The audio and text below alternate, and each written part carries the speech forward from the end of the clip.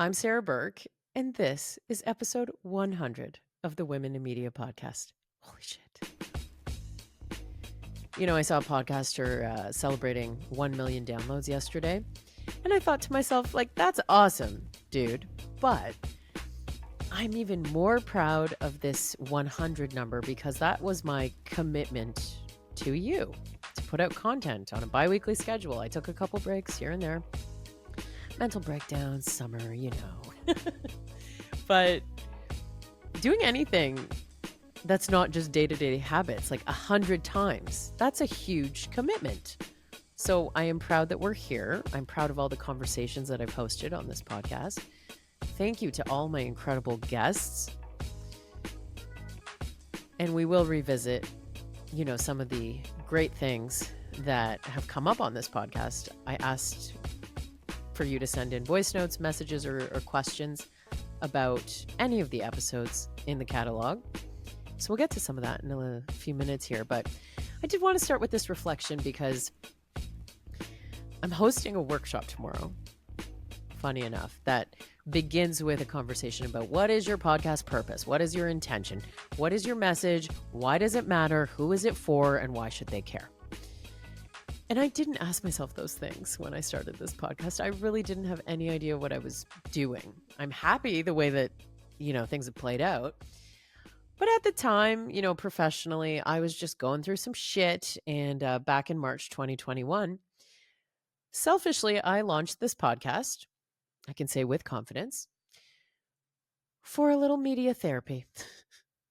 Because I knew that there were others who were fighting to be seen, fighting to be heard, fighting to be taken seriously, and just in this cycle of constantly having to prove ourselves, exhausting.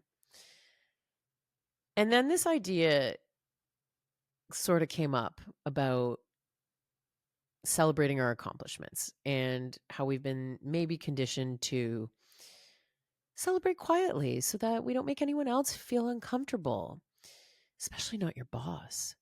I was in a rut, and what I ended up building here was a community for some great conversation and a space where we could celebrate loudly. So let's keep doing that. That's what this episode is. I am just proudly declaring that I will be continuing to do this podcast. Although a colleague of mine asked me if I'd be able to handle that about a year ago while I was getting ready to launch the network, I almost agreed at the time. I was like, yeah, that'll have to go on the back burner. But when something's rewarding and connects you with such cool people, this doesn't feel like work. Although I did procrastinate this episode, and I'm literally recording it on the evening of release day. So as a matter of fact, this is going to hit podcast apps where you listen probably an hour from right now when I hit stop on this recording. So let's get into it, shall we? I have some voice notes to play from some colleagues, some friends, and thank you if you sent one in. I super appreciate it. Hi, Women in Media Pod.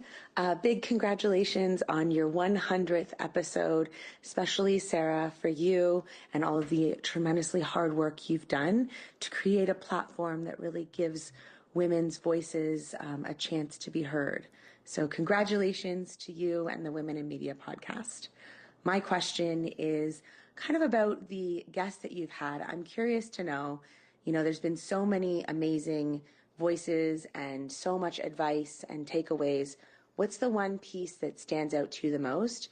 Who's the individual that you heard it from, and what did you take away from it? Oh man, I could answer this question for every guest, for every episode. So, that's a really difficult question, but I'm going to bring up two. Early on, first 10 episodes, I had Meredith Shaw on. At the time, she was working for Chum FM, the radio station here in Toronto. She's now on breakfast television.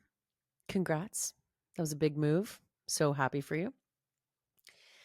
And she said something to the effect of, I'm not going to dim my light to make someone else feel more comfortable. I'm going to keep shining. When Meredith said that, I needed to hear that at the time more than she knew. Put it that way. The second person I want to bring up is Julie Stewart Binks, who is one of our Canadian gals broadcasting down in the States. And I just looked this up as I was listening to that voice note.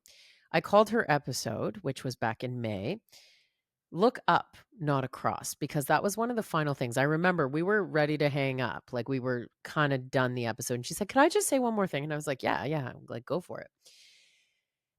And she was talking about how like the industry has sort of conditioned women to be competing, like that scarcity mindset with each other, and that there's not enough space for all of us and blah blah blah blah blah. And she said, look up, not across, because the problems are top down. Because other women are not the problem. Usually in these organizations anyway. It's people at the top making decisions, top down. Okay, let's listen to another one. Hey, Sarah. This is Jennifer Dunn, Executive Director at the London Abused Women's Centre here in London, Ontario. I want to congratulate you on your 100th episode. I have a question for you. What do you think has been the most impactful part of your work so far? I know from where I sit that your awareness raising around the issues of violence against women have been so impactful for me. And I'm wondering what has been most impactful for you? So that's Jen Dunn, who, if you want to go back and listen to the panel episode that the network put out in November on intimate partner violence, uh, Jen is fantastic and is doing a lot of important work herself, first of all. So kudos, Jen. But I think, raising awareness, what you touched on there, is really a big part of everything. Yes, in regards to intimate partner violence, always happy to spread awareness to get people talking about that. But, I can't even tell you how many people have pulled me aside or sent me a note to say, thank you for the conversation you and Aaron had about pronouns. Aaron Carroll, publicist, was one of my early guests, and we had this conversation about something that I had said to Aaron when I was working as a music programmer, and Aaron had sent me a press release, and I just responded thinking nothing of it. Thanks, Dollface, in an email to them, and they told me why they didn't appreciate that. So, on the podcast, we have this platform where we can talk about it in a much more open environment. And even people who I know are from a different generation and don't really get that stuff, I heard a lot of feedback from people that I didn't expect to. So awareness is cool with all these conversations we're having. Seeing, women that have met through a podcast episode go on to like work on an initiative together. That's so cool. And when you want to talk about impact, like you never know what one interview could turn into in the future. So, yeah, I think one of the network's superpowers is connecting. And I'm excited about the future of that. I mean, we're just getting started here, Jen. Thank you for that voice note. Hi, Sarah. Congratulations on episode 100 of the Women in Media podcast. One of the reasons I'm so keen on podcasting is how it defines your brand.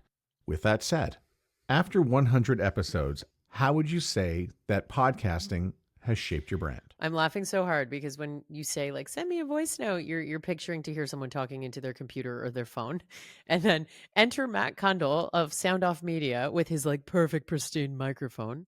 Matt is definitely a mentor in this space for me. And I'm so grateful for all of his help in launching the Women in Media Network. Okay, so how has podcasting defined my brand? Well, I don't think I had a brand or any idea of what my personal brand was previous to this podcast.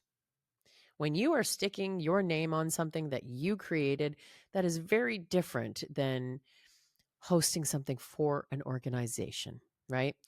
So my persona, my brand was rock radio girl when I worked at Chorus Entertainment. My persona or brand was like, Sirius XM interviewer. I just sort of was like a chameleon that took on the characteristics of the environment that I was in, but I wasn't really like following my own heart with those things. I was just fitting where it felt most comfortable, if that makes sense.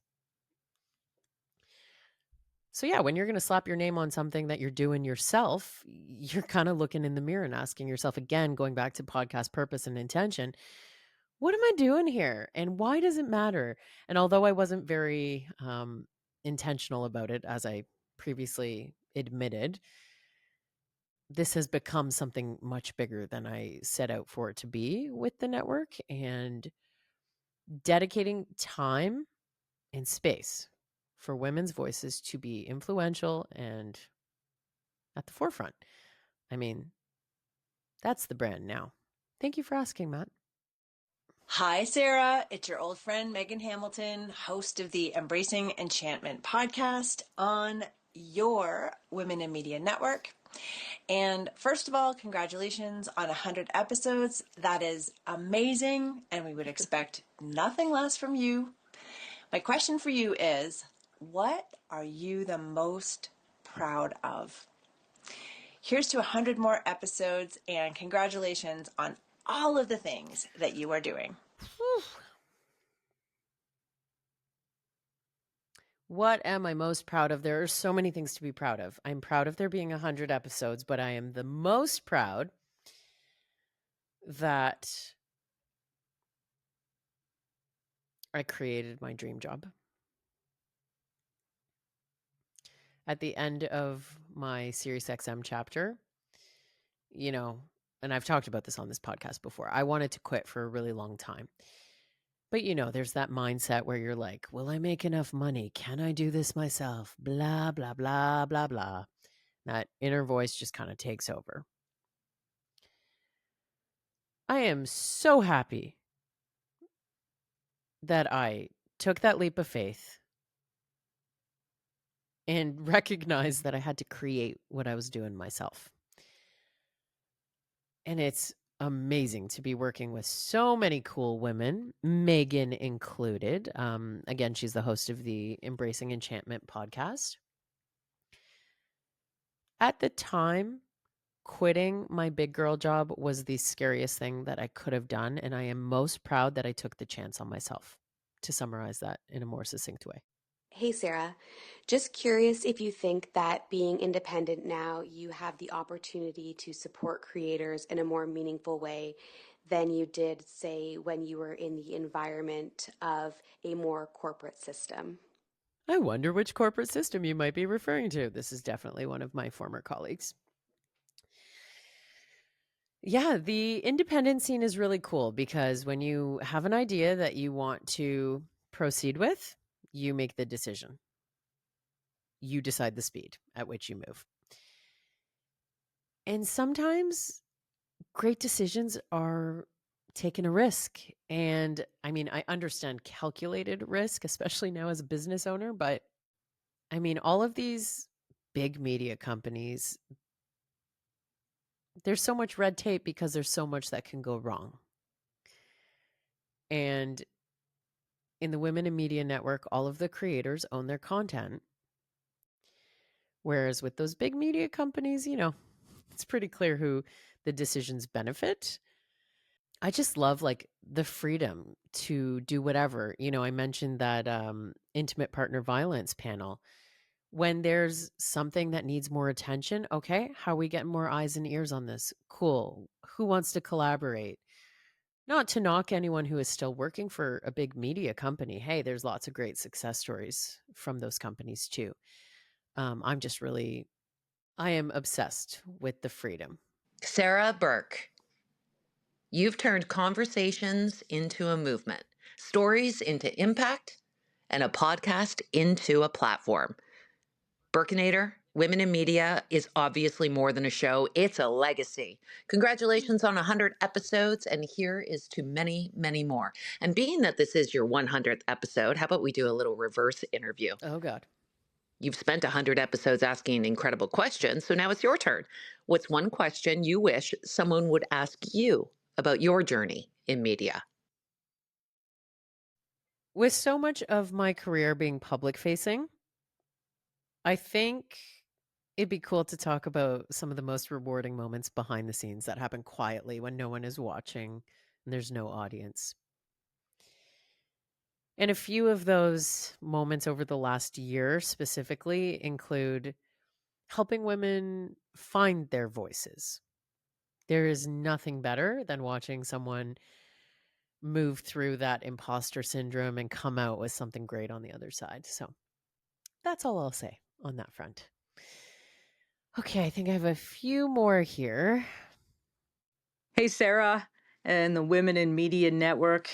It's your old pal Dunner from our radio days. Oh, man, I am so proud of everything you have accomplished.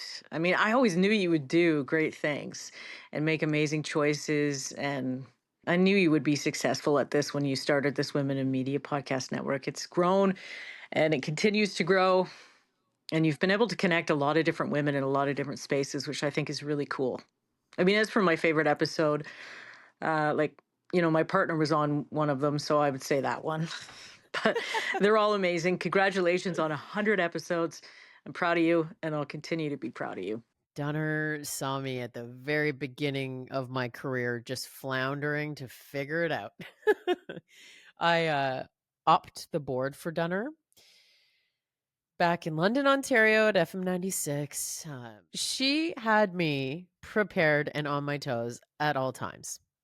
It's kind of surreal to call you a friend now because I was scared shitless of you then. So I think I've played them all. I think I've played all of your messages. Are you single? Yeah. Still single. Thanks for that, Johnny KO. Fuck. I don't know who sends a message like that to a Women in Media podcast, but come on. From my pal Julie. Any memorable moments that you'd like to share? I'm all about throwing shit at the wall, trying new things, figuring out new connections, and having a ton of fun along the way. And I did a lot of that over the last year.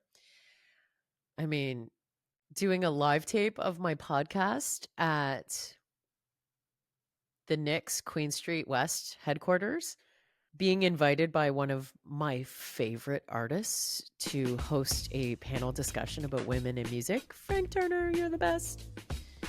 I was really happy to be able to continue doing things music adjacent, even while I took on this new endeavor. What else was cool this year? Oh, yeah. Being featured in Costco Connection magazine and having colleagues from the US and everywhere else writing me being like, what the hell? You're in Costco Connection magazine? That was memorable. Anyways, I think I'm going to end it here. I'm out of reflections. Thank you if you sent in a voice note. Thank you to all my guests. Thank you for listening. I guess I will leave you with a question. What do you want to see in the next chapter of the Women in Media podcast over the next 100 episodes? Are there any guests that you're hoping I talk to? Any topics that you really want me to get a little more coverage on? If you've heard a bunch of voice notes, you can leave them. You can go to womeninmedia.network. You click on my podcast, and there's a little side tab that's yellow that says leave me a voicemail. So please do. You can also just message if you are shy and don't want to use your voice. But it's so much more fun with your voice, so do that. Here's to the next 100.